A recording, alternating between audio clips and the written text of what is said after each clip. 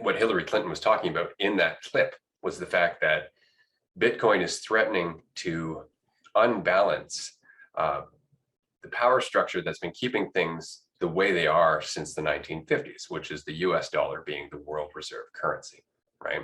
The US dollar is the currency that most of the world uses as a form of exchange. And so what I mean is that if Germany wanted to buy something from, say, Australia, they would typically convert German dollars to US dollars and then buy it from Australia. Right. So US dollars are typically the world reserve currency. It's what everybody holds onto in terms of value. It's what most countries invest in terms of long-term bonds and so on and so forth. And so because of that, the United States has had its role as the leader of the world for the last 70 years. And it's largely because they're the world reserve currency. Everybody uses their money. And so everybody kind of kowtows to them as a result of that. Well, all of a sudden, Bitcoin's coming in and it's threatening that entire structure.